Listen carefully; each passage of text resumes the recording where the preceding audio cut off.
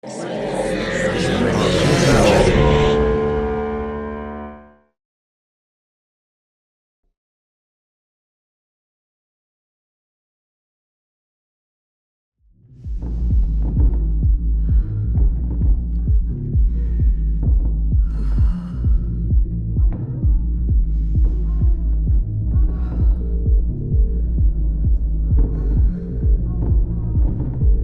Liv. Hi, Joe. Real Mother, such great cinematography and acting in this piece. I really felt for this protagonist and her desire to be a mother and do something better for herself. You know, you have Victor, our antagonist, who uses manipulation and physical force to get his way. And, you know, this piece really paints him as the bad guy, which he is. The physical violence scene is honestly hard to watch, which I'm sure it was intended to be, even though they did try to mask it a little bit. It still had its poignancy. But we see how this character develops into someone who is fearless and impenetrable. And when she seeks out her revenge, we want it. We are rooting for her, and you know, we want the underdog to come out on top. Steel Mother, incredibly badass. I loved this piece. This idea of trauma and abuse, and for women, especially those that are bringing life into the world, that can ultimately make you stronger, and you will do anything to support your child, anything to support new life.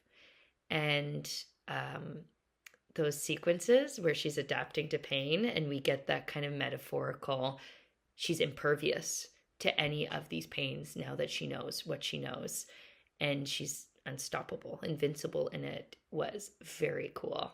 It's quite a visceral piece. Like those hits, especially with the sound design, they hit hard, and I was wincing quite a bit, or blocking my ears, blocking my eyes, because I was nervous about what I was about to see. And that was a great masterclass in creating that anticipation, that expectation, which is huge in the body horror genre. And I think they did a masterclass in that, and also had a great message.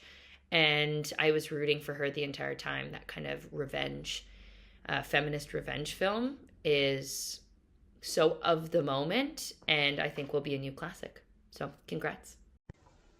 This was fantastic. Really top quality filmmaking and production through and through. The writing was fantastic, really strong, just really smart writing, which I always appreciate. Performances were great.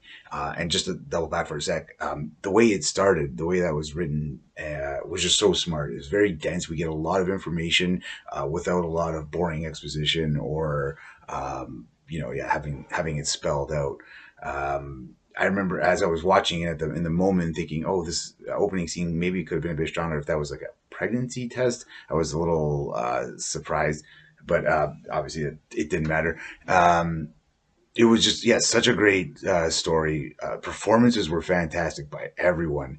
Really strong cast, and then the cinematography was just gorgeous. Every shot was one of those ones where you feel like almost every frame you can take in its own sort of work of art. It was very thoughtfully crafted that way. Great use of light and color and final grading, all that fantastic, and just a thoroughly cool story, played well by everyone. This one really hits it out of the park. I enjoyed it.